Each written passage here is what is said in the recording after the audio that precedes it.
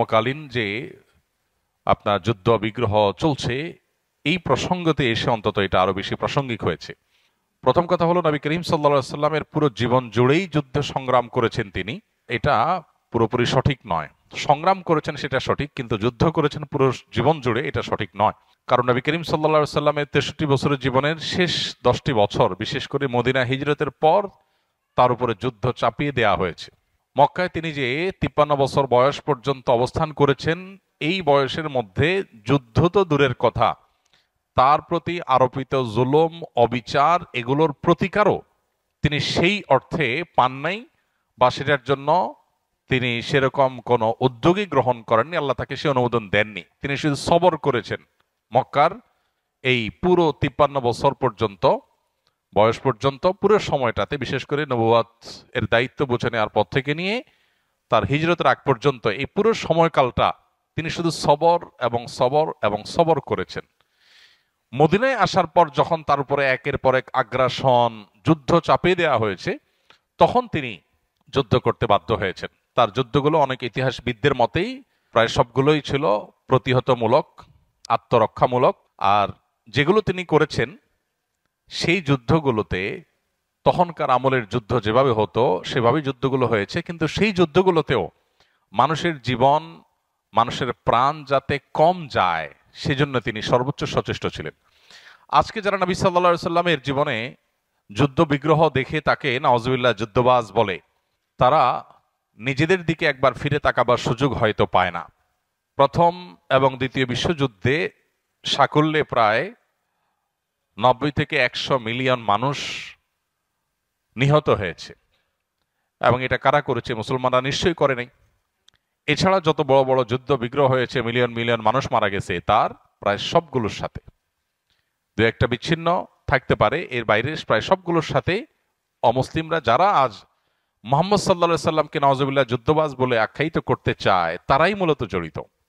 যাদের একটা বোমার আঘাতে এখন শত শত হাজার হাজার নিরস্ত্র সাধারণ বেসামরিক মানুষ পিষ্ট হয়ে যাচ্ছে, তারা কি জানে যে মুহাম্মদ সাল্লাল্লাহু আলাইহি সাল্লামের জীবনের 27টি যুদ্ধে অংশগ্রহণ করেছেন নিজে? এর মধ্যে সব যুদ্ধ মিলিয়ে সাকুল্যে উভয় পক্ষের, শুধু নিজের না, উভয় পক্ষের মোট 400 মানুষ মাত্র মারা গেছে। আজকে যেখানে একটি বোম বা একটা সামান্য আঘাত, একটা সামান্য অভিযানেই 400-র বেশি মানুষ মারা যায়, হাজার হাজার মানুষ মারা যায়, লক্ষ লক্ষ মানুষ মারা যায়। তো আজকের পৃথিবীর মানুষ যারা নিজেদেরকে সভ্য বলে দাবি করছে, তারা কোন মুখে মহানবী মুহাম্মদ সাল্লাল্লাহু আলাইহি সাল্লামকে, যার জীবনের 27টি যুদ্ধে সর্বসাকুল্যে 400 বেশি মানুষ মারা যায়নি, তাকে কিভাবে যুদ্ধবাজ বলতে পারে?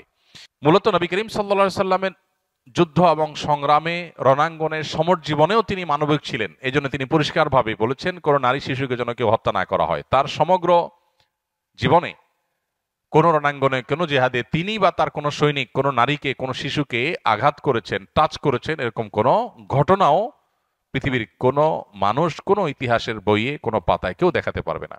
অথচ আজকালকার যুদ্ধবাজ নেতাদের যে যুদ্ধগুলো হয়ে থাকে, সেগুলোর প্রত্যেকটা যুদ্ধে কান পাতলে শোনা যাবে নারী এবং শিশুদের নির্মম আর্তনাদ।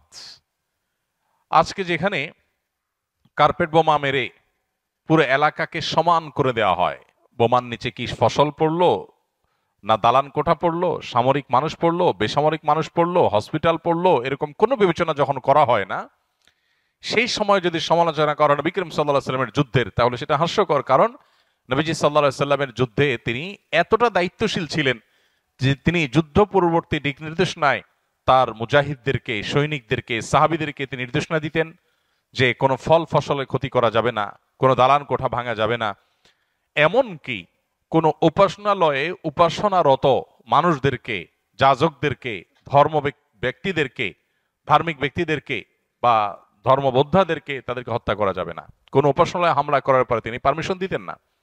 অথচ আজ টার্গেটই করা হয় ধার্মিকদেরকে এবং ধর্মীয় প্রতিষ্ঠানগুলোকে।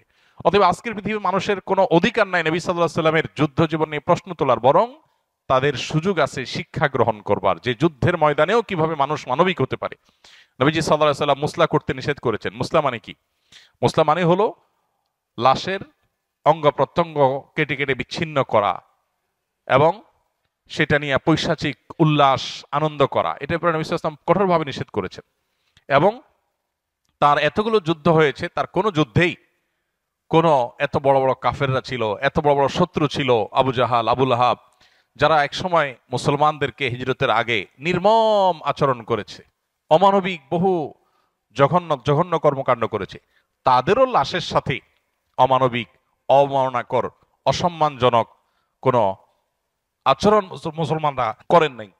এই যে মুসলমানরা সেই সমস্ত আবু জাহাল, আবু লাহাবের মতো এই ধরনের মানুষদের সাথেও এরকম কোনো নির্মম আচরণ করেননি। এখান থেকে পরিষ্কারভাবে বোঝা যায় আল্লাহ নবী মুহাম্মদ সাল্লাল্লাহু আলাইহি সাল্লামের যে যুদ্ধগুলো ছিল সেগুলো ছিল মানবিক, সেগুলো ছিল দায়িত্বশীল, সেগুলো ছিল আজকের যুদ্ধগুলো চাইতে হাজার হাজার গুণে মানবতার জন্য সত্যিকার অর্থে কল্যাণের উদ্দেশ্যে নিবেদিত। নবী করিম সাল্লাল্লাহু আলাইহি সাল্লামের যুদ্ধগুলো আজকের জীবনের যে সমস্ত যুদ্ধগুলো, আজকের পৃথিবীতে যে সমস্ত যুদ্ধগুলো পরিচালিত হয়, এগুলোর মতো ছিল না। এগুলো হয়ে থাকে সাম্রাজ্যবাদ প্রতিষ্ঠা করার জন্য, কর্তৃত্ববাদ প্রতিষ্ঠা করার জন্য, খবরদারি প্রতিষ্ঠা করার জন্য, জমি দখলের জন্য, দেশ দখলের জন্য। নবী সাল্লাল্লাহু আলাইহি সাল্লামের যুদ্ধগুলো ছিল হলো আত্মরক্ষার জন্য, জুলুমকে নিপাত করবার জন্য, তিনি নিজের সাম্রাজ্যকে বিস্তার করবার জন্য যুদ্ধে সংগ্রামে লিপ্ত হন নাই। অতএব তার যুদ্ধ এবং এখনকার যুদ্ধগুলোর ভিতরে আকাশ এবং পাতাল তফাত। যারা তাকে সমালোচনা করে হয় তার সম্পর্কে ভালো জানে না, নথবা তারা নিছকই তাদের বিশ্বাসগত যে অন্ধত্ব আছে সেই জায়গা থেকে তারা সমালোচনা করে।